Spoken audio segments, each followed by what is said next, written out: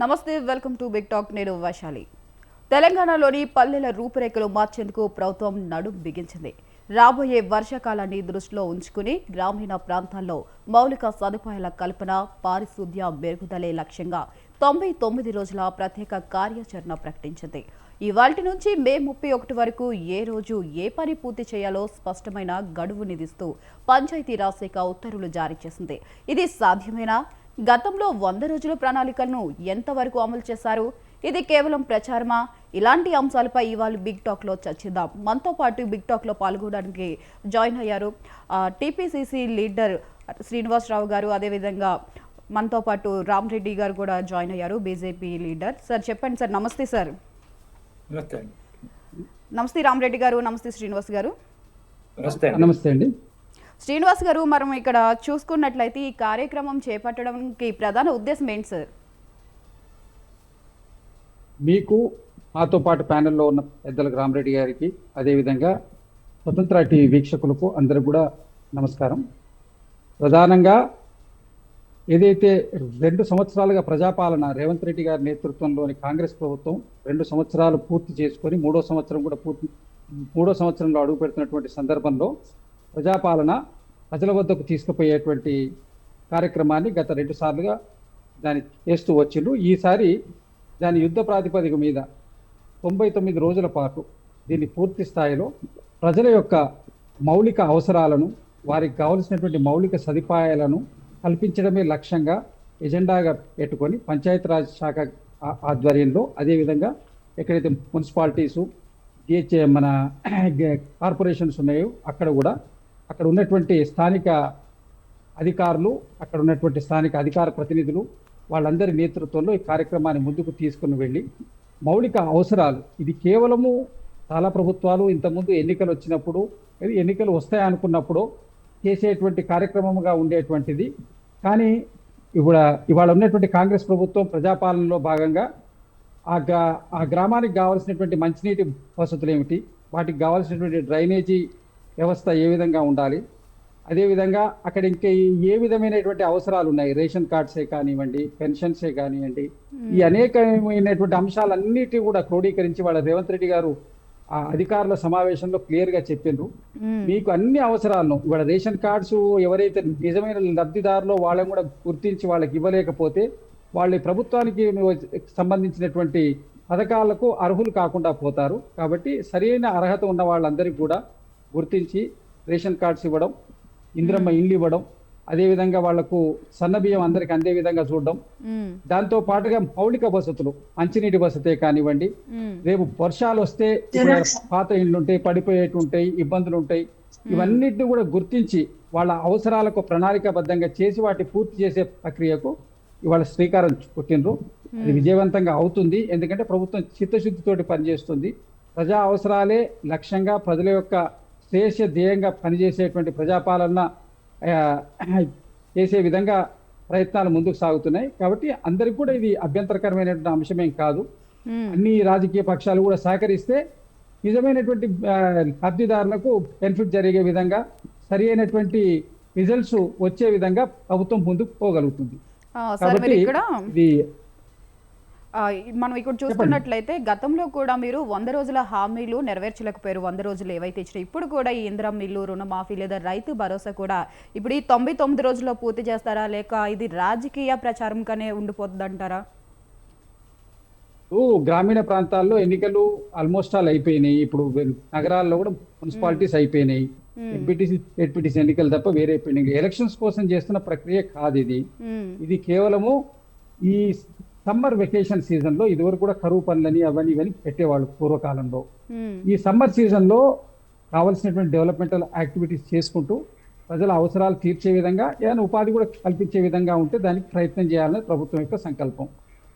దీంట్లో విమర్శించాల్సినటువంటి అంశం పూర్తి కావడం కోసం ఏమన్నా దాంట్లో పొరపాటు ఉంటే చెప్పొచ్చు, ఈ విధంగా కాదు ఈ విధంగా చేయవచ్చు అని చెప్పొచ్చు అంతే. కానీ దీంట్లో పూర్తి అవుతూ 100 రోజుల్లో హామీలు పూర్తి చేస్తామన్నది ఎలక్షన్స్ ముందు వచ్చినటువంటిది. ఇది 100 రోజుల టార్గెట్ పెట్టుకొని ఈ ప్రాబ్లమ్స్ ఐడెంటిఫై చేయడం, వాటిని సాల్వ్ చేయడం అనేది దీని ముఖ్య ఉద్దేశం. దీంట్లో అనేకమైనటువంటి ప్రజా సంబంధమైనటువంటి బిలో పవర్టీ లెవెల్లో ఉన్న వాళ్ళకి అందాల్సినటువంటి అన్ని పథకాలు అందే విధంగా చేయడం, దాన్ని స్క్రీనింగ్ చేయడం, ఐడెంటిఫై చేయడం లబ్ధిదారులను, అన్ని ప్రక్రియలు ప్రారంభమవుతాయి. అవి ఏ విధంగా జరుగుతుంది అనేది మీకు ముందుకు పోతుంటే అర్థమవుతుంటుంది అంత. Right sir. ఇక మనతో పాటు ఇంకా పాల్గొనడానికి బీఆర్ఎస్ లీడర్ రామ్మూర్తి గారు జాయిన్ అయ్యారు. నమస్తే సార్. నమస్కారం. అదేవిధంగా పొలిటికల్ అనలిస్ట్ జైరామ్ గారు కూడా జాయిన్ అయ్యారు. నమస్తే సార్. సార్ రామరెడ్డి గారు, మరి ఇక్కడ చూసుకున్నట్లయితే మనం ఈ 99 days of action plan of Telangana ఏదైతే ఉంది, ఇది సంక్షేమ అభివృద్ధిగా లేదా రాజకీయ ప్రచారానికని మీరు భావిస్తున్నారా? ఇది సడన్ గా ఎందుకు వచ్చిందో అర్థం చేసుకోవాలంటే కొంచెం అది ఈ మధ్యన ఏం జరిగిందో దాన్ని మనం గుర్తుపెట్టుకోవాలి. కేంద్ర ప్రభుత్వం 1000 పైగా కోట్లు నిధులు విడుదల చేసిన గ్రామ పంచాయతీలకు, ఈ గ్రామ పంచాయతీ ఎలక్షన్ అయిపోయిన సందర్భంగా ఆ నిధులను వీళ్ళు కొత్త పేరు పెట్టుకొని సొమ్మొక్కడిది సోకొకడిది అంటారు చూడండి, ఆ డ్రామా చేస్తున్నారు. నిజంగా వీళ్ళు నిధులు విడుదల చేయాలంటే రైతు భరోసా విడుదల చేయాలి. నాట్లు అయిపోయినాయి, అది పొట్టకొచ్చి వరి అయినది, ఇక కోతలకు కూడా స్టార్ట్ అవుతున్నది. ఇంతకు రైతు భరోసా వాళ్ళు ఇవ్వాల్సిన దిక్కు లేదు. ఇది కేంద్రం ఇచ్చే నిధులను వీళ్ళు డ్రామా చేస్తున్నారు. వీళ్ళు నిధులు ఇవ్వరు. వాళ్ళు ఎక్కడ నిధులు ఏం రిలీజ్ చేసారు, ఎప్పుడు రిలీజ్ చేసారు, ఏది లేదు ప్రకటన. మేము అది చేస్తాం ఇది చేస్తామనే ఉంది తప్ప దానికోసం ఈ శాఖ నుంచి ఇన్ని నిధులు కేటాయించడం అనేది లేదు. మనకు తాజాగా చూస్తే కేంద్రం కిషన్ రెడ్డి గారు కూడా మనకు చెప్పారు. మనం చూస్తే న్యూస్ వీటిలో వస్తుంది. మీకు తెలుసా కేంద్ర ప్రభుత్వం ఎన్ని నిధులు ఇస్తుందో గ్రామ పంచాయతీలకు, స్థానిక సంస్థలకు, శాఖలితరు మీరు అని వచ్చినాయి. ఇట్లా అని ఇచ్చే అమౌంట్ కూడా క్లియర్ గా చెప్పింది. గ్రామీణ స్థానిక సంస్థలకు ఆర్థిక సంఘం కేటాయింపుల కింద ఈ సంవత్సరం తెలంగాణలో ఇప్పటి వరకు 1034 కోట్లు. అది ఇప్పుడే, ఎందుకంటే ఎలక్షన్ మొన్ననే అయినాయి కాబట్టి ఇప్పుడే వచ్చినాయి. ఫిబ్రవరి మార్చి వీటిలో 3 విడతలకు వచ్చినాయి. దానితోనే ఏదో ఖర్చు చేయాలి. దాన్ని అందులో కూడా కండిషన్స్ స్ట్రిక్ట్ గా పెట్టిరు. మీరు 10 రోజుల లోపల ఆ గ్రామ పంచాయతీలో వాటికి నిధులు అకౌంట్ లో జమ చేయాలి. రాష్ట్ర ప్రభుత్వానికి ఇచ్చింది.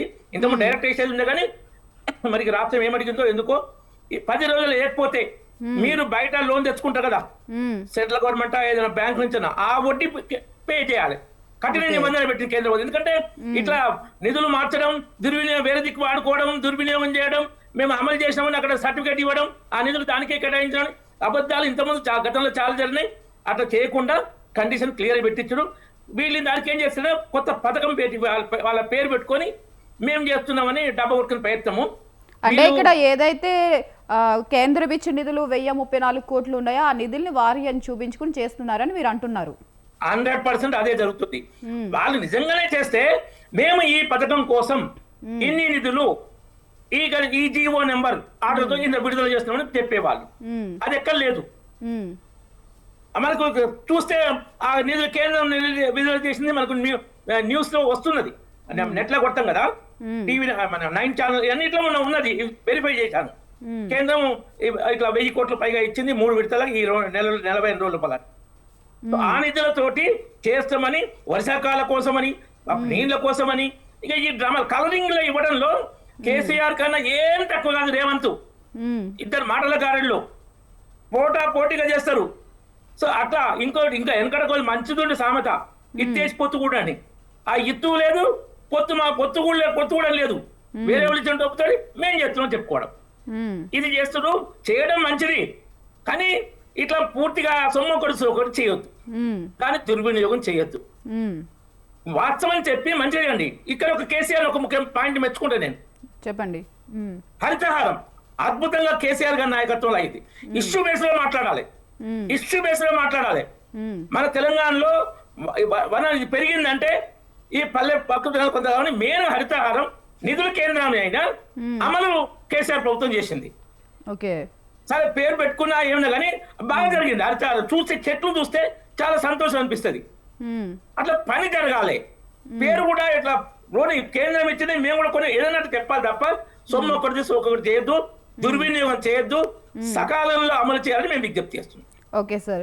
రామ్మూర్తి గారు, ఇక్కడ మనం చూసుకున్నట్లయితే కాంగ్రెస్ ప్రభుత్వం తీసుకువచ్చిన 99 రోజుల యాక్షన్ ప్లాన్ ఏదైతే ఉందో దీన్ని 420 హామీ ఉల్లంఘన చట్టం కింద మీరు ఉల్లంఘిస్తున్నారు. మరి అంటే ఈ 99 రోజుల యాక్షన్ ప్లాన్లో మంచి పనులు ఉన్నప్పుడు దీన్ని మీరు ఎందుకు వ్యతిరేకిస్తున్నారు? ఇంతకుముందు గ్రామాలకు ఏమైనా చేస్తే కదా అండి, స్వాతంత్రం వచ్చిన తర్వాత ఎక్కువ సంవత్సరాలు పాలించింది ఎవరన్నది కూడా చూసుకుంటే కాంగ్రెస్ పార్టీ మాత్రమే దేశంలో. గ్రామాలను గ్రామ స్వరాజ్యంగా మారుస్తాము, గుడిసెలను గుడిలాగా మలుస్తామని కొన్ని సంవత్సరాల నుంచి, ఇప్పుడు మామూలుగా మనం మాట్లాడుకుంటే రాహుల్ గాంధీ గాని, ప్రియాంక గాంధీ గాని, లేకపోతే సోనియా గాంధీ గాని, వీళ్ళు ఎక్కడ పోటీ చేస్తే అక్కడ మనం చూసుకోవచ్చు గుడిసెలకెళ్ళి వంగిపోతుంటారు. మరి దశాబ్దాల నుంచి వెళ్ళి ఆ గుడిసెల్లాగానే ఉంటాయి. మరి వీళ్ళు మాత్రము కార్లలో తిరుగుతారు, లక్షల కోట్లు దోసుకుంటారు, 1000 కోట్లని మాట్లాడతారు, ఇంకా 1000 కోట్లని మాట్లాడతారు, కేరళ ఎలక్షన్స్ 1000 కోట్లు అంటారు.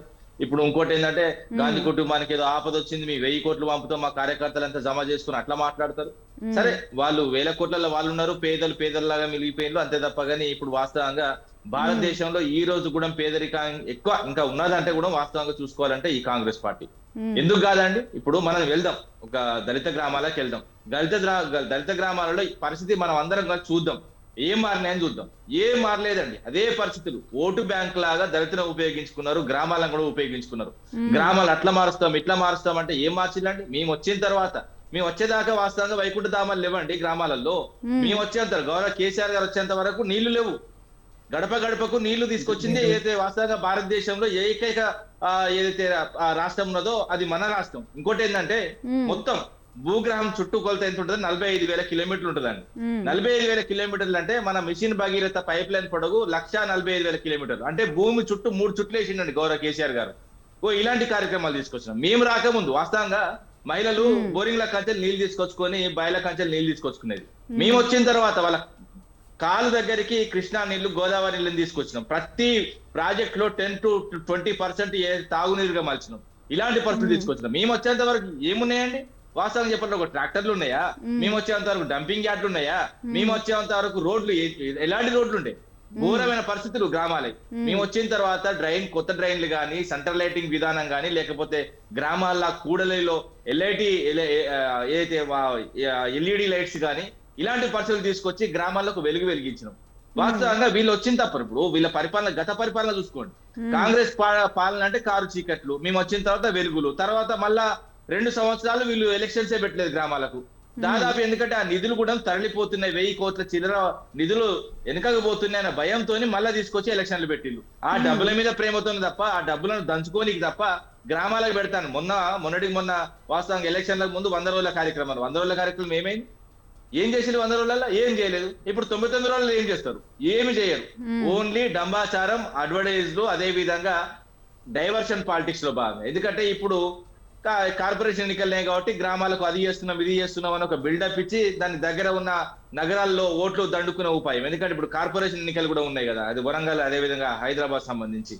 ఇలాంటి పరిస్థితులు తీసుకొచ్చి మెస్మరైజ్ చేసి ప్రజలను ఆగమాగం చేసి ఏదైతే మ్యాటర్ సరిగ్గా కంప్లీట్ గా జనాలలో పోకుండా మేము అది చేస్తున్నాం అని చెప్పడం తప్ప, ఇప్పుడు వీళ్ళు వేరే రాష్ట్రంలో ఎలక్షన్ జరిగితే కూడా అక్కడ పోయి కూడా చెప్తున్నారు మేము దళిత బంధు ఇస్తున్నాము, లేకపోతే ఇంకా రైతు బంధు ఇస్తున్నాము, మహిళలకు 2500 ఇస్తున్నాము అని పచ్చి అబద్ధాలు చెప్తున్నారు. మరి రాష్ట్రంలోకి వచ్చి చెప్పరే? రాష్ట్రంలోకి వచ్చి ఈ రాష్ట్రంలో ఉంటే మనకు చెప్పరు. ఎందుకంటే ఈ రాష్ట్రంలో ఉంటే చెప్పులతో కొడతారు కదా, బయట రాష్ట్రంలో పోయి అబద్ధాలు ఆడతారు. ఇక్కడ మాత్రం చెప్పరు. వాళ్ళ పరిస్థితే బాగలేదండి. ఇప్పుడు 3 రాష్ట్రాలే మిగిలి ఉన్నారు.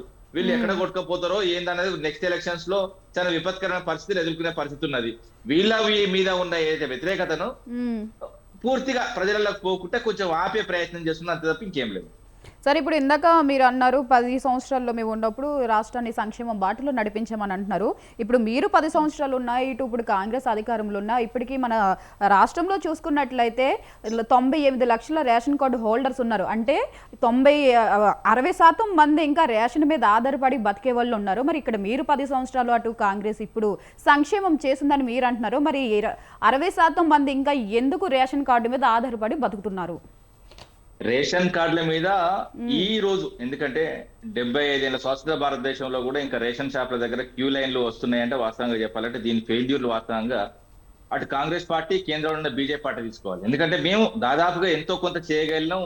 మేము ఏం చేసినాం నీళ్ల విషయంలో, నిధుల విషయంలో, ఉద్యోగాల విషయంలో, టు బి క్లియర్. ఎందుకంటే మేము ఇచ్చినవి ఉన్నాయి, కళ్ళ ముందు ఉన్నాయి.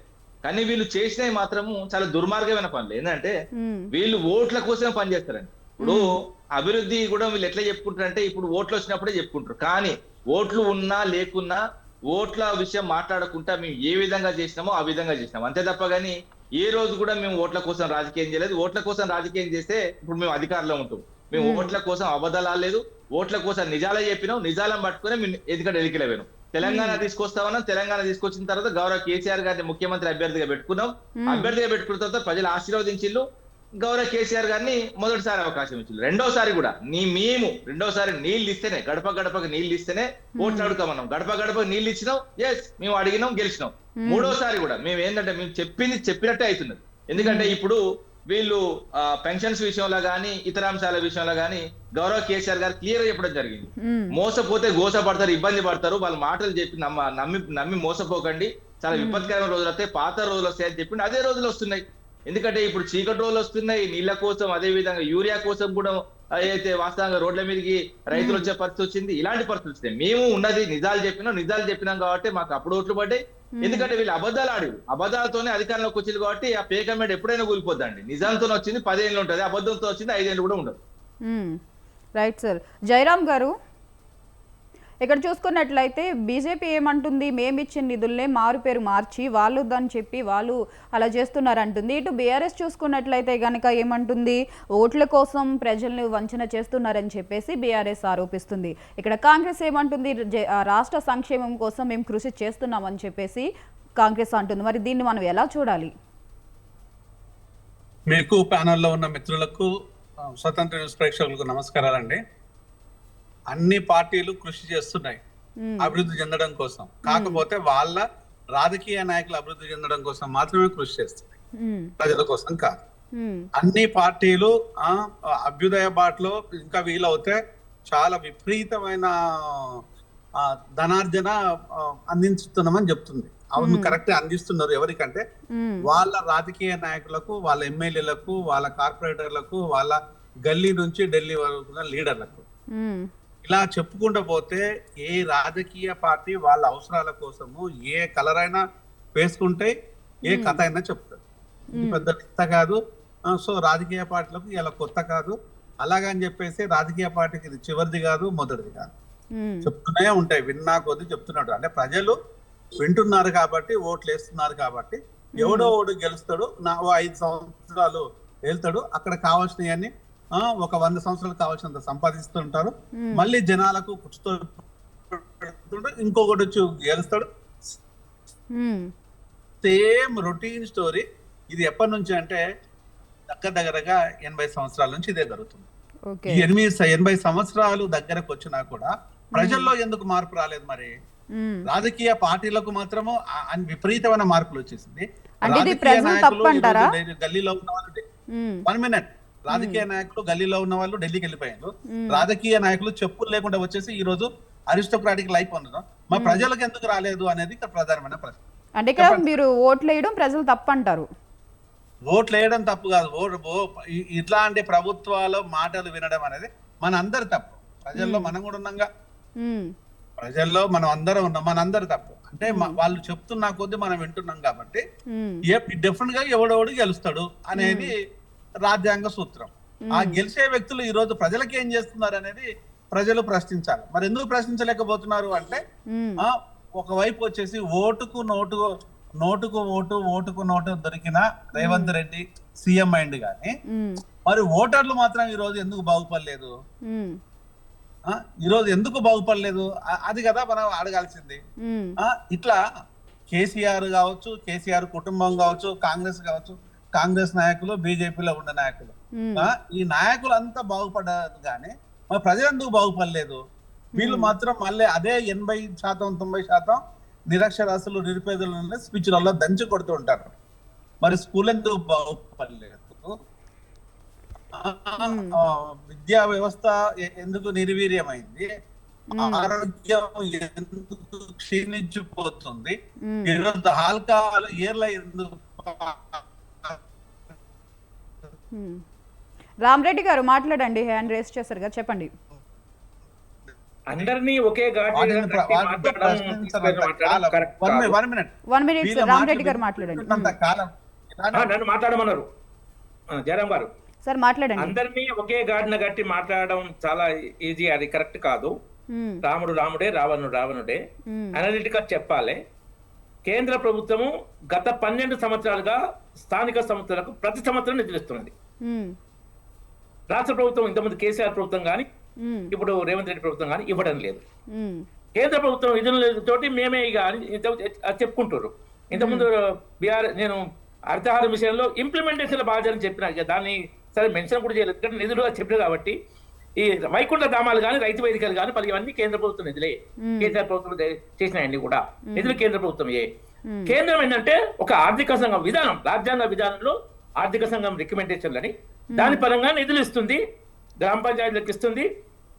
వీళ్ళు ఒకవేళ రాష్ట్ర ప్రభుత్వం పోయి ముఖ్యమంత్రి పోయి అడిగి మాకు ఇస్తాం మేము ఇస్తాం అని చెప్పినప్పుడు ఒక్కొక్కసారి అట్లా కూడా చేసి కండిషన్లు పెట్టి ఇన్ని రోజుల లోపల అకౌంట్లకు వేయాలని చేస్తుంది.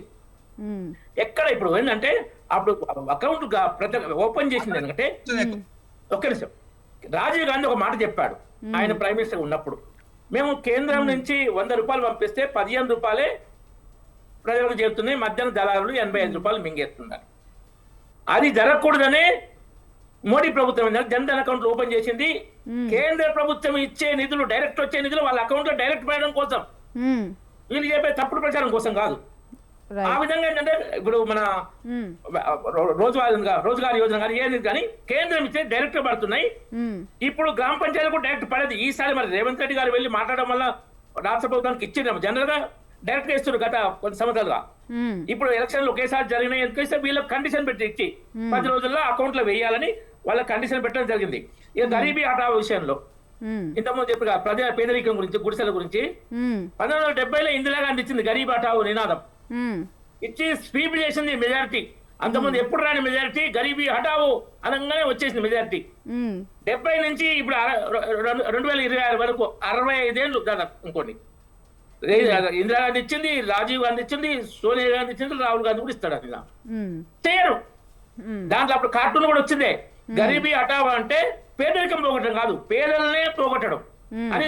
ఆ జాడుతో కూర్చోట అప్పుడు పేపర్ల ప్రింట్, అప్పుడు మీడియా ఎలక్ట్రానిక్ మీడియా లేదు, ప్రింట్ మీడియాలో వచ్చింది, జాడుతోని పేదలనే లేకుండా చేయడం అన్నట్టు అట్లా చేస్తున్నారు.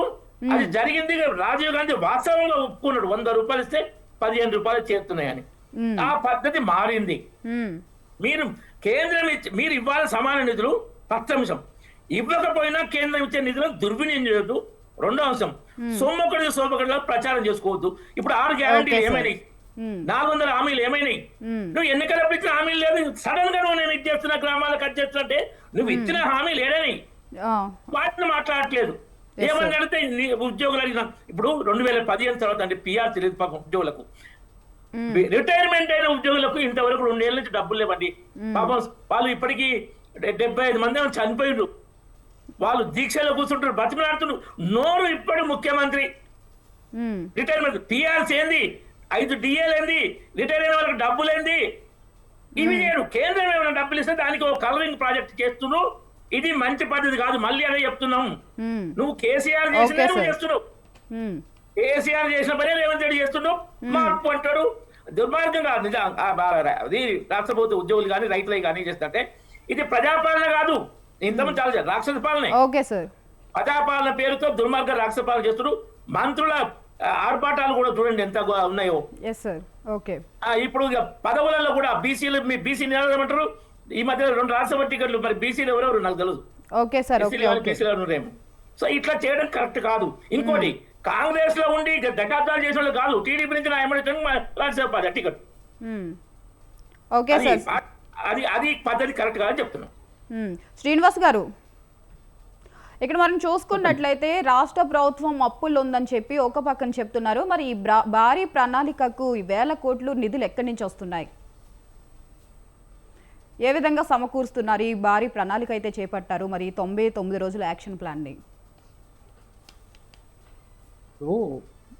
రామరెడ్డి గారు అండ్ మరి రామ్మూర్తి గారు, టిఆర్ఎస్ రామ్మూర్తి గారు, మన అనలిస్ట్ జయరామ్ గారు అనేక అంశాన్ని లేవనెత్తారు. వాటన్నిటి గురించి సమాధానం చెప్తే నాకు కొద్దిగా సమయం ఇవ్వండి. రామరెడ్డి గారు మొట్టమొదలు లేవనెత్తారు, గ్రామ పంచాయతీకి వచ్చేటువంటి నిధులు కేంద్రం ఇస్తున్నది, సొమ్మొకటిది సోకొకటిది అని వాళ్ళు చెప్పుకుంటున్నారు. మరి గ్రామ పంచాయతీకి వచ్చే నిధులు డైరెక్ట్ కేంద్రం నుంచి, కేంద్రము ఏదైనా ప్రత్యేకమైన వనరుల ద్వారా సమకూర్చుకుంటున్న నిధుల నుంచి వస్తుందా, లేక ప్రజలు కట్టే పన్నుల నుంచి వస్తుందా ఆ నిధులు? మన రాష్ట్రం నుంచి పోయే రెవెన్యూను మన గ్రామాలకు పంపిస్తుండ్రా? మరి ఏ శాతం కడుతున్నాం, ఏ శాతం వస్తుంది? వేరే రాష్ట్రాలకు ఇవ్వద్దని నేను అనటం లేదు, దాని విమర్శ వారు అన్నారు కాబట్టి నేను సమాధానం చెప్తున్నా. ఇక్కడ నుంచి పోయేటువంటి కేంద్రానికి పోయే ట్యాక్స్ రూపంలో పోయేటువంటి నిధులను గ్రామ పంచాయతీలకు డైరెక్ట్ ఇవ్వాలన్నటువంటి ప్రతిపాదన పెట్టి దాన్ని అమలు పరిచింది స్వర్గీయ రాజీవ్ గాంధీ గారు. దీనికి కంపల్సరీ ప్రతి గ్రామానికి ఏ గ్రామానికైనా కూడా డైరెక్ట్ నిధులు ఇవ్వాలి. స్టేట్ గవర్నమెంట్ ఇవ్వడం ద్వారా నిధులు సరిగ్గా వెళ్ళటం లేదని దాన్ని మన రాజీవ్ గాంధీ గారు అమలు చేసినారు. రాజీవ్ గాంధీ గారు వారు ఇంత ముందు కూడా వారు సమాన వాటా ఇవ్వాలి. చెప్పినంతసేపు రామరెడ్డి గారు పెద్దలు మీరు మాట్లాడిన సేపు నేను రాలేదు, కొద్దిగా సమయం ఇవ్వండి. అయితే నేను అనేది ఏంటంటే సరే వారు చెప్పిన దాంట్లో వారు కూడా ఒప్పుకున్నారు. 75% నిధులు వెళ్ళట్లేదు, 15% వెళ్తున్నాయి అంటే కేంద్ర ప్రభుత్వం ఈ పాలసీ పెట్టింది ఎవరు? రాజీవ్ గాంధీ గారు. మరి ఇప్పుడు మీరు రాజీవ్ గాంధీ గారి పేరు చెప్తుంటారా? రాజీవ్ గాంధీ గారు పెట్టినటువంటి దాని ప్రకారం మేము కేంద్రం నుంచి నిధులు ఇస్తున్నామని చెప్తున్నారు, మోడీ ప్రభుత్వం ఇస్తుందని చెప్తున్నారు. మీ నిర్మలా సీతారామన్ గారు వారు ఉన్నటువంటి మంత్రి రాజీవ్ గాంధీ పథకం కాదు, 15 ఆర్థిక సంఘం సిఫారసు అప్పుడున్నటువంటి అధినేత రాజా ఆయన కాబట్టి ఆయన పేరు చెప్పింది. మోడీ ప్రియమైన 14వ ఆర్థిక సంఘం 15వ ఆర్థిక సంఘం వచ్చింది. రాజీవ్ గాంధీ టైంలో వెళ్ళలేదా అండి? రాజీవ్ గాంధీ టైంలో పెట్టింది ప్రపోజల్ అమలు జరిగింది, మీ టైంలో ఎట్లండి? మీరు కొంచెం చూడండి. ఆర్థిక సంఘం మోడీ గారి ప్రభుత్వంలో, రికమెండేషన్స్ మోడీ గారి ప్రభుత్వంలో. అదేండి వినండి, మీరు డైరెక్ట్ గ్రామ పంచాయతీకి నిధులు వేయాలనేటువంటి ప్రతిపాదన పెట్టింది, వేసింది, ఇచ్చింది. దీని మన పంచాయతీరాజ్ అభియాన్ పెట్టి రాజీవ్ గాంధీ గారే ఇచ్చిండ్రు. మీరు కొంచెం ఒక్క నిమిషం సార్, మాకు టైం ఇవ్వండి. మీరు చెప్పిన సేపు విన్నాం కదా, మా చెప్పేది కూడా వినండి. రామరెడ్డి గారు మీరు ఒక 5 నిమిషాలు ఆగండి. శ్రీనివాస్ గారు మాట్లాడిన ఒకటి ఏంటంటే ఇక్కడ పంచాయతీరాజ్ అభియాన్ పెట్టి దాని మీద సుదీర్ఘమైనటువంటి చర్చలు జరిపి గ్రామ పంచాయతీకి నిధులు డైరెక్ట్ ఇవ్వడం అనేది ఇంత నిధులు అని పెట్టి ఇవ్వడం చేసిండ్రు. కొంతకాలం త్రూ స్టేట్ గవర్నమెంట్ ఇచ్చిండ్రు, తర్వాత డైరెక్ట్ ఇచ్చిండ్రు. మోడీ గారి గవర్నమెంట్ వచ్చిన తర్వాత కూడా వారు కొంత డైరెక్ట్ ఇచ్చిండ్రు. ఇప్పుడు స్టేట్ గవర్నమెంట్కి ఎందుకు ఇచ్చిండ్రు అంటే కొన్ని సంవత్సరాలు 2 సంవత్సరాలుగా పెండింగ్ ఉన్న నిధులు కాబట్టి డైరెక్ట్ అక్కడ వేయడం వల్ల ఏమైనా మిస్యూజ్ అవుతుంది, త్రూ స్టేట్ గవర్నమెంట్ మానిటర్ చేసి ఇస్తామని చెప్పి మాట్లాడి వీళ్ళు ముఖ్యమంత్రి గారి యొక్క దాని మీద వాళ్ళు కూడా కండిషన్ పెట్టి ఇచ్చిన క్లియర్గా చెప్తున్నారు కదా, అయిపోయింది. అయితే ఇప్పుడు ఈ ప్రతిపాదన చేసింది ఎవరు, అరుగుతుంది ఎవరు? ఈ ఉన్న నిధులను స్టేట్ గవర్నమెంట్ కూడా కొంత మ్యాచింగ్ గ్రాంట్స్ ఇచ్చి ఎక్కడెక్కడ వాళ్ళు ఇప్పుడు గ్రేటర్ పరిధిలో ఉన్నటువంటి విలేజెస్ ఉన్నాయి, వాటికి ప్రత్యేకమైన నిధులు వస్తాయి. కొన్ని విలేజెస్ సపరేట్ ఉంటాయి, వాటికి మన స్టేట్ గవర్నమెంట్ రిజిస్ట్రేషన్ నుంచి పోయేటువంటి రెవెన్యూ, మిగిలిన రెవెన్యూస్ ఉంటాయి స్టేట్ గవర్నమెంట్ నుంచి వచ్చేటివి. అవన్నీ కలిపి ఒక ప్రణాళికబద్ధంగా ఆ గ్రామాలకు కావాల్సిన అవసరాలను దాన్ని చర్చించి దాన్ని ఒక ప్రణాళికబద్ధంగా చేసి ఏం అవసరాలు, ఎక్కడ ఏ ప్రయారిటీస్ అని చేసుకోవడం కోసం ఏర్పరచుకునే కార్యక్రమం ఇది. విమర్శించాల్సినటువంటి కార్యక్రమం కాదు. బీఆర్ఎస్ మిత్రులు రామ్మూర్తి గారు మాట్లాడుతూ వారేమన్నారంటే ఇది కేవలం వీళ్ళు ఏదో సైడ్ డైవర్షన్స్ కోసం చేస్తున్నటువంటిది, ఇదేది చేయలేదు. మరి మీ ప్రభుత్వం ఉన్నప్పుడు కూడా హరితహారం అని, ఇంకో హారం అని, రైతారం అనేక కార్యక్రమాలు చేసిండ్రు కదా. అన్ని కార్యక్రమాలు ఏ ప్రభుత్వం ఉన్నా వాళ్ళు పెట్టినటువంటి పథకాలను ప్రచారం చేసుకోవడానికి కొన్ని కార్యక్రమాలు చేస్తుంది. ఇక్కడ మేము ఏ పథకం ప్రచారం చేయడానికి పెట్టలేదు. ప్రజల యొక్క అవసరాలు, వాళ్ళలో ఉన్నటువంటి బిలో పవర్టీ లెవెల్లో ఉన్నటువంటి వాళ్ళని రేషన్ కార్డులు గుర్తించడము, దాంట్లో నుంచి లబ్ధిదారులను తీయడము, తీసిన దాంట్లో ప్రణాళికబద్ధంగా ఏ విధంగా ఇవ్వడానికి చేయడం కోసం ప్రభుత్వం చేస్తున్న ఒక ఎక్సర్సైజ్ ఇది. దీంట్లో ఇక్కడేం పెద్ద ప్రచారము లేదు, డైవర్షన్ లేదు.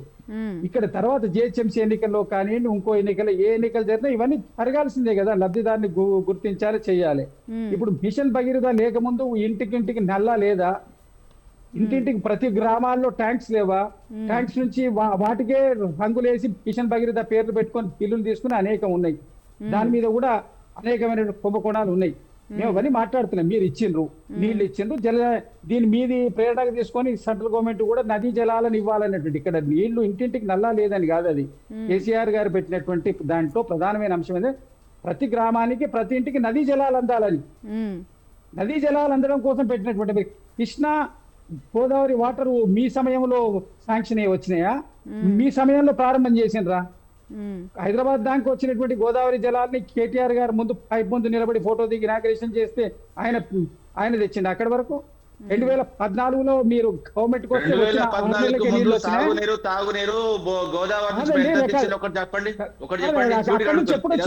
మీరు ఎప్పుడు ప్రారంభించారు?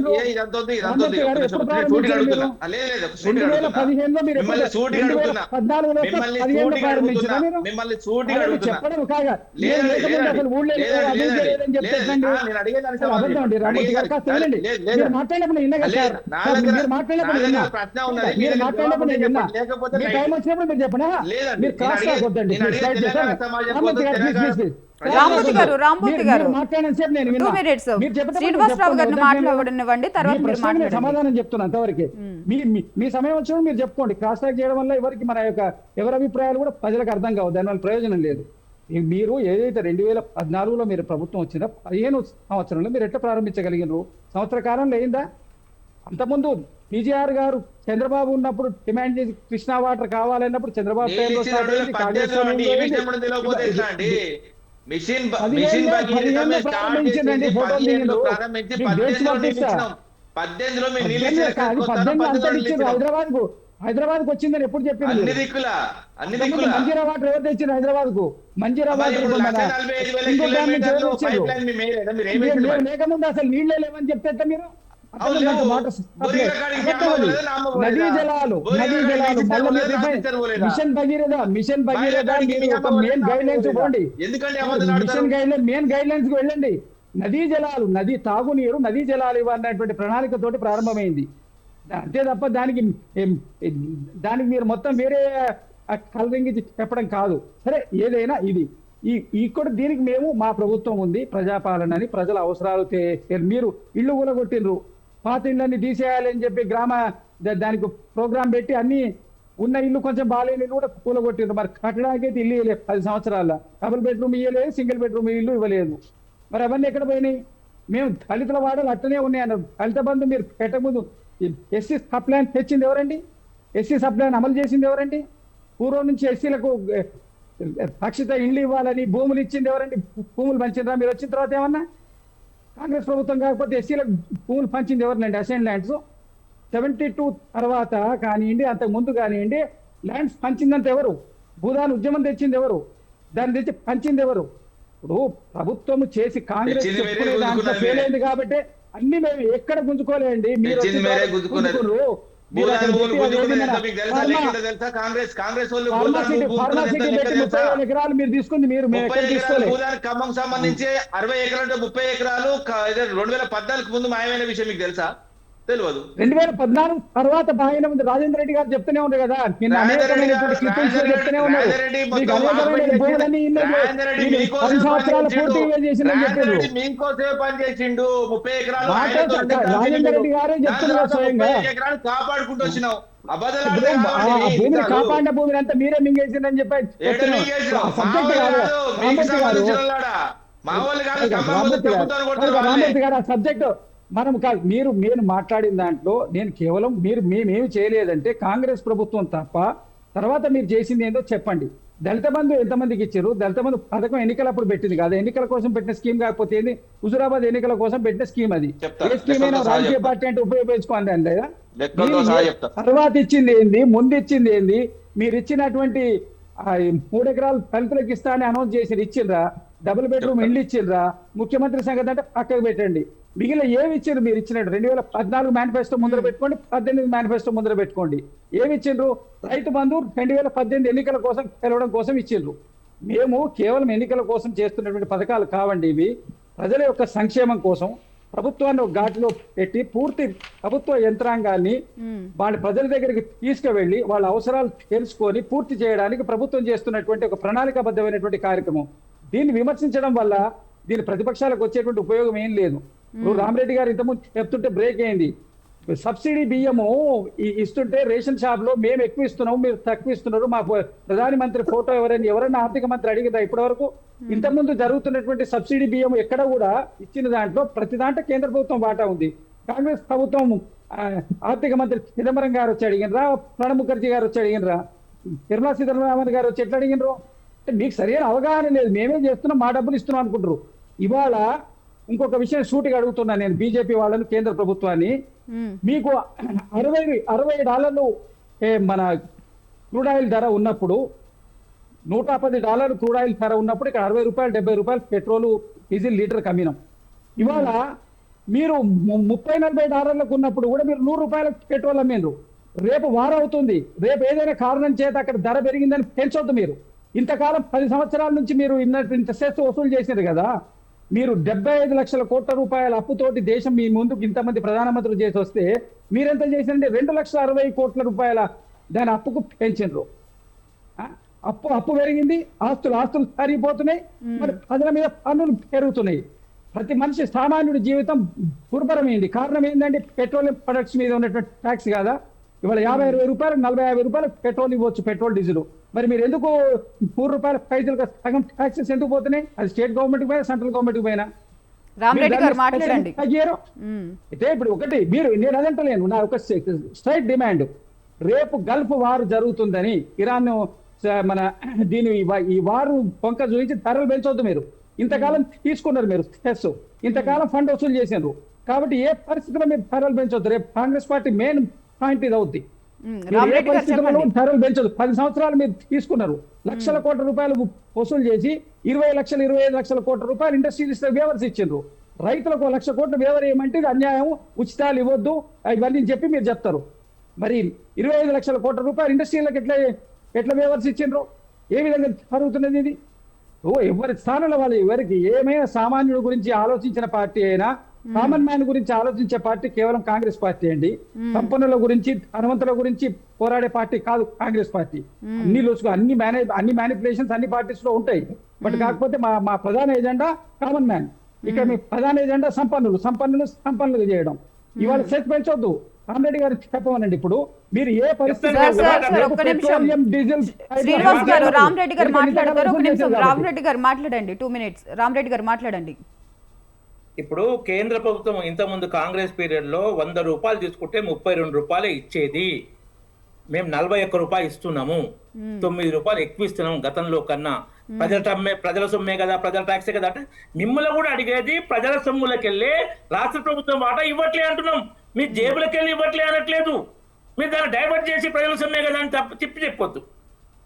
అది తిప్పి చెప్పడం కరెక్ట్ కాదు. ఇంకొకటి, ఈ కేంద్ర ప్రభుత్వం ఇన్ని లక్షల కోట్లు సంపన్నులది రద్దు చేసినంటే కాంగ్రెస్ ప్రభుత్వంలో ఒక నరసింహన్ కమిటీ అని వేసి బ్యాంకుల పరిస్థితి దారుణంగా ఉంది, ఆస్తుల లెక్కలు viable good, viable not viable, ఇట్లా రకరకాల 8 కేటగిరీలు ఉన్నాయి, అలా స్పెసిఫిక్ వేగంగా ఉన్నాయి అని మార్చి ఇన్కమ్ రికగ్నైజేషన్, అసెట్ క్లాసిఫికేషన్ కొత్త పద్ధతి. నేను బ్యాంకులో పనిచేసిన 30 ఏళ్ళకి పైగా తెచ్చి టైం బౌండ్ అయిపోయిన లోన్లు రికవరీ కాకుంటే రైట్ ఆఫ్ చేయాలి. ఆర్బీఐ రూల్ అది. నరసింహన్ కమిటీ రిపోర్ట్ ద్వారా వైమర్ కాదు, రుణమాఫీ కాదు, రైట్ ఆఫ్ చేసి ప్రొటెక్టెడ్ బిల్స్ లాగా అడ్వాన్సెస్ అండర్ కలెక్షన్ లా పెట్టి కోర్టు కేసులా ఆస్తులు అమ్మడ దాని ద్వారా రికవరీ చేయాలి. ఆ రైట్ ఆఫ్ చేసేటప్పుడు బ్యాంకు P&L అకౌంట్ చార్జ్ చేసుకుంటుంది, దానికి డెబిట్ చేసి చేయాలి. కాంగ్రెస్ ప్రభుత్వంలో ఇచ్చిన అడ్డగోలు లోన్లు 9 లక్షల కోట్లు ఎన్పీ అయింది. కాంగ్రెస్ ప్రభుత్వంలో లగడపాటి రాజగోపాల్కి ఇచ్చారు కాదు 45 కోట్లు ఎగ్జాంపుల్. అది ఏంటంటే ఆయన 1.4 మాట్లాడిస్తున్నారమ్మా, ఇచ్చిన లోన్లో రూల్ కాంగ్రెస్ ప్రభుత్వం ఇచ్చింది రైట్ ఆఫ్ చేయాలని. లోన్లు ఇచ్చింది వాళ్ళే, వాళ్ళు మన బీజేపీ తప్పట్టే ప్రయత్నం చేస్తారు. మోడీ ప్రభుత్వం వచ్చినాక 9 లక్షల కోట్లలో 6 లక్షల కోట్లకు పైగా రికవరీ చేసిండ్రు. చట్టాలు 2 చట్టాలు తెచ్చి మోడీ వాజ్పేయి ప్రభుత్వం కూడా లోన్ రికవరీ కోసం చట్టం తెచ్చి, ఏది మన రైతుల అగ్రికల్చర్ సెగ్మెంట్ కాదు, పి సెగ్మెంట్, ఎస్ఐబి సెగ్మెంట్ కోర్టుకు పోకుండా డైరెక్ట్ బ్యాంక్సే అమ్ముకోవచ్చు. ఆ చట్టం తెచ్చింది వాజ్పేయి చట్టం. బలపడ్డాయి. వీళ్ళు లోన్ మేళా అని ఓట్ల మేళా చేశారు. బ్యాంకు దివాలా తీసి ఒక బ్యాంకు మునిగింది, మూసేసారు దాన్ని. ఆ పరిస్థితి నుంచి బ్యాంకులు ఇప్పుడు రివర్స్ అయిందండి. 3 లక్షల కోట్ల ఆదాయం లాభాలు ఆర్జించినాయి గత సంవత్సరం. రామరెడ్డి గారు మీ టైం కాదు ఇప్పుడు, నా టైం చెప్పింది మేడం, యాంకర్ చెప్పాలి, మీరు కాదు చెప్పేది.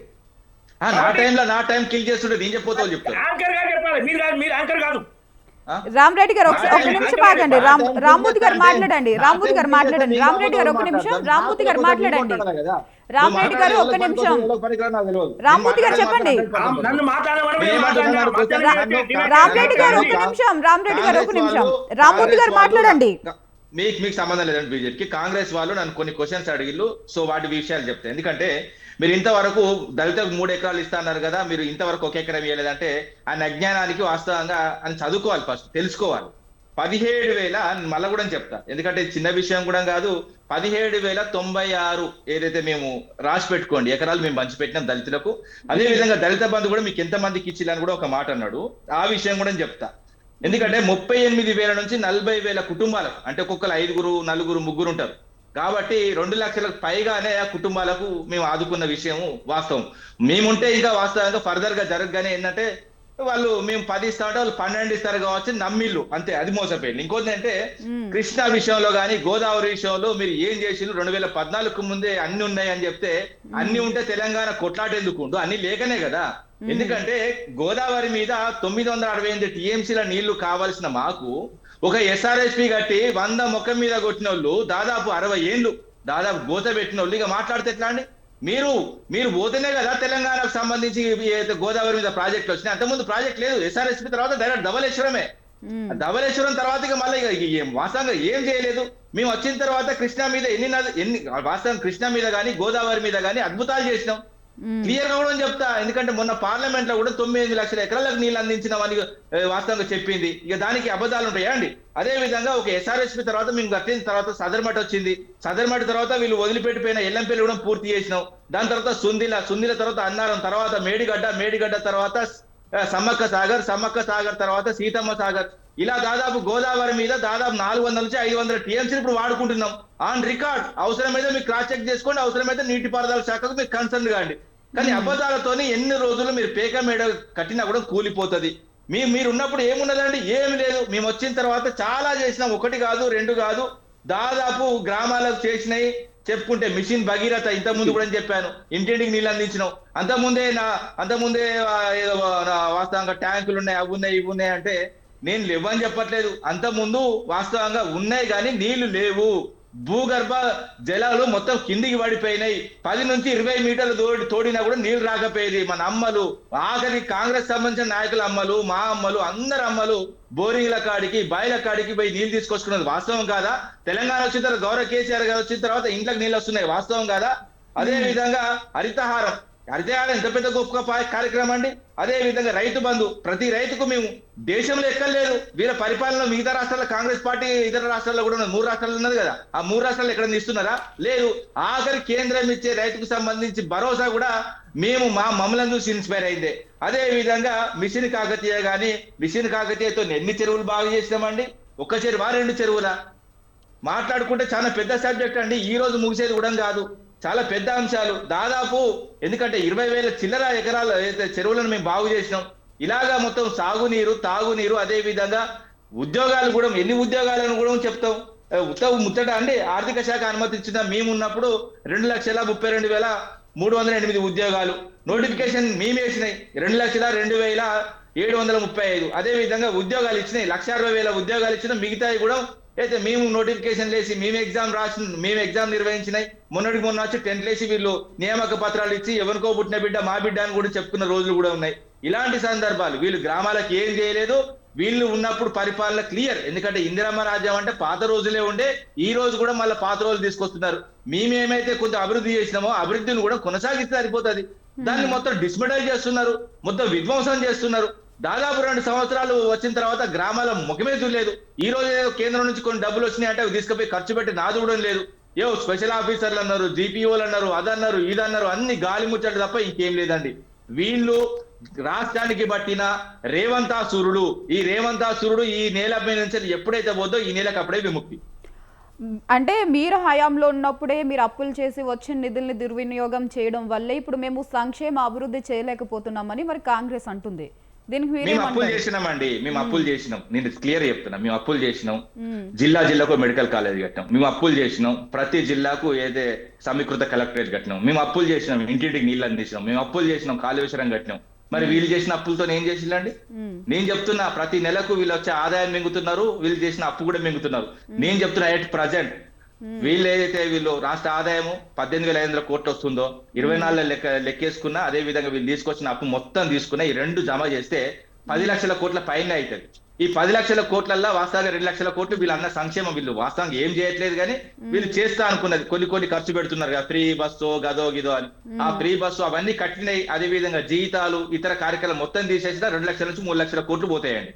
ఇంకా 7 లక్షల కోట్లు ఏడికి పోయినా ఎదవా అని అడుగుతున్నారు తెలంగాణ ప్రజలు. మొత్తం మింగుకుంటా, మొత్తం కప్పాలు కట్టుకుంటా, ఎలక్షన్ల డబ్బులు పంచుకుంటా, ఆఖరి ఫంక్షన్లకు కూడా హెలికాప్టర్లు వాడుకుంటున్నారండి. అరే నల్గొండ ఎంత దూరం ఉన్నదండి? నల్గొండకు హెలికాప్టర్లో పోతారు. నువ్వు దిగిన తర్వాత నేను పోతా, నేను దిగిన తర్వాత నువ్వు పోతా, ఇద్దరు కొట్టుకుంటారు. ఈ విధంగా ఇంకోటి ఏంటంటే వీళ్ళు వచ్చిన ఆదాయాన్ని మింగుతున్నారు. అవసరమైతే మీరు లెక్కలతో సహారామంటే స్టూడియోకి వస్తా, ఇప్పటి వరకు వీళ్ళు శ్వేతపత్రం రిలీజ్ చేయాల్సిన అవసరం లేదండి. నేనే శ్వేతపత్రం రిలీజ్ చేస్తా మీ ఛానల్ నుంచి. ఇప్పటి వరకు వచ్చిన ఆదాయం ఎంత, వీళ్ళు తీసుకొచ్చిన అప్పు ఎంత, వీళ్ళు చేసిన ఖర్చు ఎంత, మిగిలింది ఎంత, ఆ మిగిలిన పైసలు ఎడబెట్టినావు అన్నది కూడా వాళ్ళు చెప్పాలి సమాధానం. Okay sir. జయరామ్ గారు, మరి ఇక్కడ చూసుకున్నట్లయితే ఈ 99 రోజులు యాక్షన్ ప్లాన్ ఆఫ్ తెలంగాణ ఏదైతే ఉందో, ఈ 99 రోజుల తర్వాత రాష్ట్ర ప్రజల భవిష్యత్తు మారుద్దని మనం అనుకోవచ్చు ఇక్కడ? రాష్ట్ర భవిష్యత్తు మారడం అంటే రాష్ట్రాన్ని దివాళా తీయడమే రాష్ట్ర భవిష్యత్తు. భవిష్యత్తు లేకుండా రాష్ట్ర ప్రజలకు రాష్ట్ర భవిష్యత్తు. ఇక్కడ జరుగుతున్నది ఏంటంటే రాజకీయ పార్టీలు ఏవైతే మాటలు చెప్తున్నాయో అవి రాజకీయ పార్టీలకు అన్వయించుకొని వాళ్ళ బాగు చేయడం కోసం, వాళ్ళు బాగుపడడం కోసం తప్ప రాష్ట్రానికి ఇక్కడ చేసింది లేదు, జరిగింది లేదు. ఒకవేళ కనుక అదే చేసినట్టు అయితే ఇప్పటి వరకు అనేక సంస్కరణ జరగాలి, అనేక రెవల్యూషనరీ ప్రోగ్రామ్స్ రాష్ట్రంలో రావాలి. మరి ఎందుకు రావటం లేదు? ఈ రోజు వరకు కూడా ఫీజు రియంబర్స్మెంట్ పే చేయలేదు. విద్యార్థుల జీవితాలు అగమ్య గోచరంగా మారిపోయింది. దాని గురించి ఎవరు మాట్లాడతలేరే? దాని గురించి మాట్లాడాలి కదా, ఫీజు రియంబర్స్మెంట్ గురించి. దాంతో పాటు వచ్చేసి రైతు బంద్ కావచ్చు, రైతు హ్యాపీగా ఉంటేనే ఈ రోజు మనం ఆనందింటాం అన్న విషయాన్ని ఎవరికి తెలియాల్సింది ఏం లేదు. రైతుకు ప్రాపర్ మద్దతు ధర ఈ రోజు వరకు కూడా రావటం లేదు. మరి దాన్ని ఏం చెప్పాలి? టైంకు వచ్చేసి ఎమ్మెల్యేలకు కానీ లేకపోతే ఎంపీలకు కానీ మీ సాలరీస్ తీసుకోవడానికి ఖజానా లోపల డబ్బులు ఉంటాయి.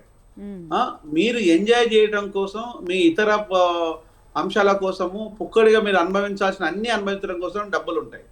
కానీ ఈరోజు టైంకు స్టేట్ గవర్నమెంట్ జీతాలు ఎప్పటి వరకు ఇస్తున్నారో అందరికి ఇస్తున్నారా, ఇవ్వటం లేదా? ఈరోజు కాంట్రాక్ట్ ఎంప్లాయీస్ కు 6 నెలలైనా కూడా ఈరోజు శాలరీస్ రావటం లేదా, వస్తున్నాయా? దాన్ని ఎందుకు గమనించరు? అంటే ఎప్పుడు కూడా వీళ్ళు చెప్పే వాటికి చేసే వాటికి సంబంధం లేకుండా ఉన్నది. అప్పుడు ఇప్పుడు ఎప్పుడైనా కూడా అంటే ప్రభుత్వాలు అనేటివి ప్రజలకు జవాబుదారీతనంగా ఉండాలి. కానీ ఇది నా కులము, నా ప్రాంతము, నా వాళ్ళు, నా సంబంధించిన వాళ్ళు అని రాజకీయాలు ఉన్నంత కాలము ఈ దరిద్రం ఇలానే ఉంటది. అంటే అప్పుడు బీఆర్ఎస్ కావచ్చు, బీఆర్ఎస్ అప్పుడు ఏం చెప్పింది? బంగారు తెలంగాణ చేస్తాం, రాష్ట్రము బంగారు తెలంగాణ అయిపోయింది, అన్నీ అయిపోయింది అన్నారు. ఆ తర్వాత వచ్చేసి రేవంత్ వచ్చేసి ప్రజాపాలనడు. ఆ రోజు బంగారు తెలంగాణ ఏమైపోయింది, ఈ రోజు ప్రజాపాలన. ప్రజలు ఎక్కడున్నారు అంటే, ప్రజలంటే మీ మంత్రులు, మీ చుట్టాలు, మీ బంధువులు, మీ దోపిడి, ఇదేనా ప్రజాపాలన అంటే? ఆ రోజు బంగారు తెలంగాణ అనే దాన్ని వ్యతిరేకించుండ్రు ప్రజలు. ఇది బంగారం లేదు, తెలంగాణ మాత్రమే ఉన్నదనే దాన్ని మీకు పట్టం కట్టింది. ఏం చేసిన మీరు అంటే, ఈ రోజు చేస్తున్నది కూడా ఎందుకు అంటే, ఈ రోజు ఇక్కడ ఇంత దోపిడీ జరుగుతుందన్న విషయము, ఇంత ల్యాండ్ గ్యాబరింగ్ జరుగుతున్న విషయము ప్రతిది కూడా ఈ రోజు సెంట్రల్ గవర్నమెంట్ తెలుసు. అయినా సెంట్రల్ గవర్నమెంట్ ఎందుకు ఇక్కడ ఈడీలు రావు, ఎందుకు ఇక్కడ సిబిఐ రాదు అంటే, ఇక్కడ ఇప్పుడు కాంగ్రెస్ లో ఉన్న నాయకులంతా నీతిమంతులేనా? ఇప్పటి వరకు ఏ తప్పులు జరగలేదా? భూములు కొల్లగొట్టలేదా? పేదల భూములు లాక్కోలేదా? కబ్జాలు జరుగుతలేవా? అంటే దానికి ఆన్సర్ లేదు. అంటే ఎప్పుడు కూడా ఎందుకు రాష్ట్ర ప్రభుత్వంతో సెంట్రల్ గవర్నమెంట్ ప్రభుత్వ పాలనలో కావాలి తప్పితే దోపిడీలో మీరు ఎందుకు వాళ్ళను సేవ్ చేస్తున్నారు? పాలనపరమైన అంశాలు అంటారా? స్టేట్ గవర్నమెంట్కు సెంట్రల్ గవర్నమెంట్ అండర్స్టాండింగ్ ఉండాలి. పాలనపరమైన అంశాల లోపల పర్సువేషన్ జరగాలి. పాలనపరమైన అంశాల లోపల అండర్స్టాండింగ్ ఉండాలి. ఆ లావాదేవీలు జరగాలి. ఆ ట్రాన్సాక్షన్ తప్పు పట్టట్లేదు. కానీ దోపిడీని కూడా మీరు ఎందుకు సైలెంట్గా ఉంటున్నారు? అందులో మీకు ఏమైనా భాగం ఉందా అని ప్రజలు ప్రశ్నిస్తున్నారు. దానికి ఏ సమాధానాలు ఉన్నాయి? ఇప్పటి వరకు కూడా విద్యార్థులకు సర్టిఫికెట్లు చేతిలోకి వస్తే వాళ్ళు ఏదో ఉద్యోగం చేసుకుంటే వాళ్ళు పై స్థాయిలోకి పోతారు. మరి ఫీజు రియంబర్స్మెంట్ ఎందుకు ఇవ్వటం లేదు? అంటే ఎప్పుడు కూడా ఈ అంశాలను ప్రతిపక్షాలు మాట్లాడతలేవు. ప్రతిపక్షాలు ఎందుకు మాట్లాడతలేవు? దేనికోసం? మీ తప్పులు ఉన్నాయో మీ తప్పులు కప్పిపుచ్చుకోవడం మాట్లాడతలేరా? రేపు రేవంత్ శాశ్వతకాలం ఉండడు. రేపు రానున్న రోజుల్లో బీజేపీ వచ్చినా లేదు అనుకుంటే బీఆర్ఎస్ వచ్చినా కూడా రేవంత్ కి ఇదే మీరు ఇస్తారా? అంటే దోసుకున్నోడికి దోసుకున్నంత, దాచుకున్నోడికి దాచుకున్నంత. మరి ప్రజల పరిస్థితి, ప్రజలు అదే రేషన్ కార్డుల కోసము రేషన్ బియ్యం కోసం తన్నుకుంటే మీరు సన్న బియ్యం ఇస్తున్నారని ప్రచారం చేసుకోవడానికి, రేషన్ కార్డులు మేము ఇచ్చినారని ప్రచారం చేసుకోవడానికి. రేషన్ కార్డులు లేని తెలంగాణను మీరు తీర్చిదిద్దగలుగుతారా? ఇది ప్రశ్న. గవర్నమెంట్ హాస్పిటల్లోనే పూర్తి వనరులు వసతులు అందించే ఒక పేదవాడి ఆరోగ్యాన్ని కాపాడే తెలంగాణ మీరు తీర్చిదిద్దుతారా? ఈరోజు గవర్నమెంట్ హాస్పిటల్ లోపల మందులుంటే సూదులుండో, 2 ఉంటే డాక్టర్లు 2 ఎప్పుడు లేవు. ఇప్పుడు మొత్తాన్ని సర్వనాశనం అయిపోయినాయి హాస్పిటల్స్. దానికి జవాబుదారితనం ఎవరు తీసుకుంటాడు? ఎవరు దానికి మాట్లాడాలి? అంటే ప్రజలు మాట్లాడితే మీకు నవ్వులాటం కనిపిస్తుంటది. ఓటు ఉన్నప్పుడే కదా ప్రజలకు. అందుకోసమే ఇక్కడ ప్రజలు విజ్ఞతతోని నా కులము, నా ప్రాంతము, నా వాడు అనే విషయాన్ని బంద్ చేసేసి ఈరోజు నిజమైన సమాజ సేవ కోసము రాజకీయాలలో పనిచేసే వాళ్ళు నీతిమంతులను ఎలక్ట్ చేసుకుంటే ఈ దారుణాలు జరగవు. లక్షల కోట్ల అప్పులు చేస్తున్నారు. ఈ అప్పులు ఎవరు తీర్చాలి? ఈ అప్పులు చేసి మీరు ఏం చేస్తున్నారు? అప్పులు చేసిపోయిన ఒకరు చెప్తున్నారు, అప్పులను మీరు ఇంట్రెస్ట్ కట్టడానికి ఇంకొకటి చెప్తున్నాడు. కానీ ఈ రోజు చేస్తున్న అప్పులే కదా. అంటే ఈ రోజు ప్రజలు కనుక ప్రశ్నించే స్థాయికి ఎదగాలనేది నేను ప్రగాఢంగా కోరుకున్నది. నాకు వేరే ఛానల్ ఉంది, దయచేసి నేను రెడీ అవుతున్నాను. Thank you sir. శ్రీనివాస్ గారు, మరి ఇక్కడ చూసుకున్నట్లయితే ఇటు జనం కానీ ఇటు బీఆర్ఎస్ ప్రతిపక్ష నేతలు కానీ ఏమంటున్నారంటే ఈ 2 ఏళ్లలో అభివృద్ధి చేయలేదు, 99 రోజుల్లో ఎలా చేస్తారు, నిధులు దుర్వినియోగం చేస్తున్నారు అప్పులుని, ఈ 99 రోజుల యాక్షన్ ప్లాన్లో ఎలా సంక్షేమాన్ని అభివృద్ధి చేస్తారని ప్రశ్నిస్తున్నారు. దీనికి మీరు ఏమంటారు?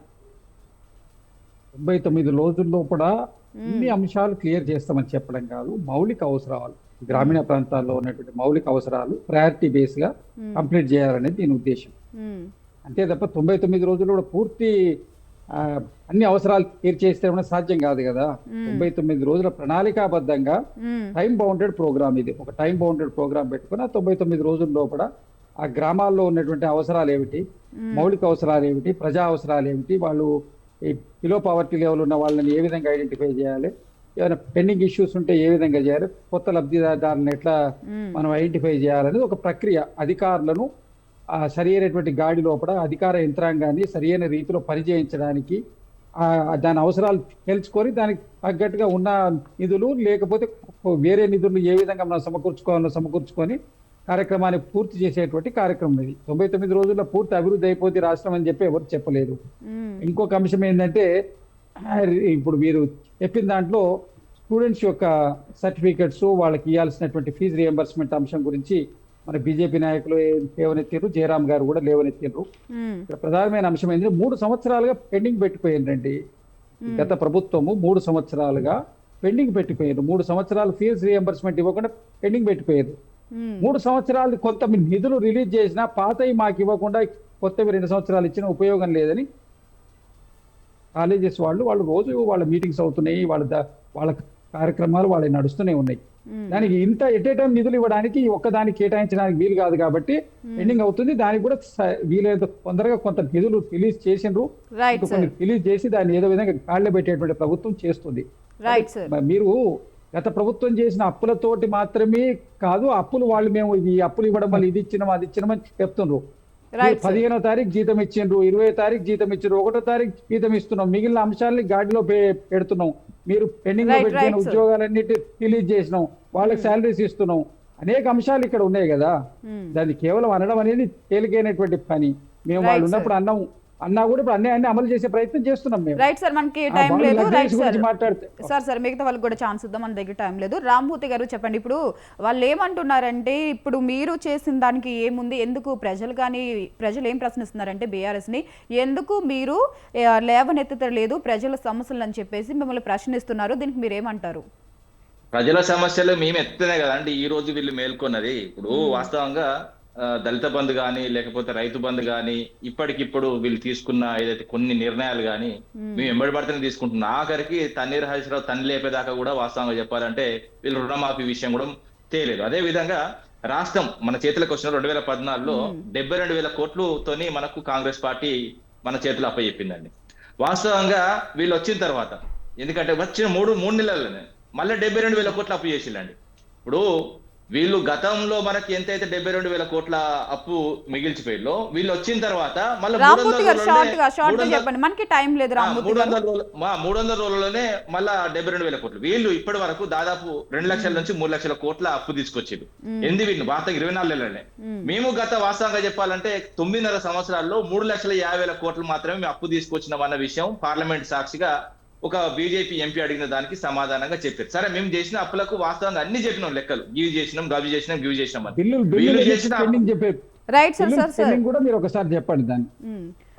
మీరు అవసరమైతే పార్లమెంట్ నుంచి లెటర్ రామ్మూర్తి గారు మనకి టైం లేదు, షార్ట్ గా మీరు కన్క్లూజన్ అవసరమైతే ఇక మళ్ళీ గెలికిస్తే అనవసరంగా మీ మీద పడతాండి. నేను ఏమంటున్నా, సరే మీ మాట మీరు చెప్పారు, నా మాట నేను చెప్తున్నా.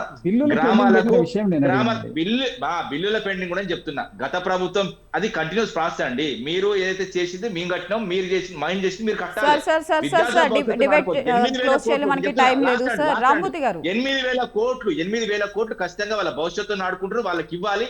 ఒకవేళ ఈమని కాలేజ్ యాజమాన్యాలు నడితే వాళ్ళని బ్లాక్ మెయిల్ చేస్తున్న ప్రభుత్వం ఖచ్చితంగా వచ్చే దేనికైనా కూడా ఒక టైం ఉంటుంది. దేనికైనా కూడా ఒక దానికి దేనికైనా ఎంత వరకు పోతాం అంతవరకు పోతాం. ఖచ్చితంగా వీళ్ళు వదిలేదు లేదు.